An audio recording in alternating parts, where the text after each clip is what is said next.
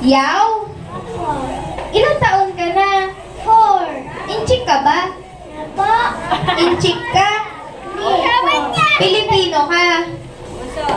Eh ano ka? Wala. Ay, wala! Natawa si ate, oh. Nag-school ka na ba?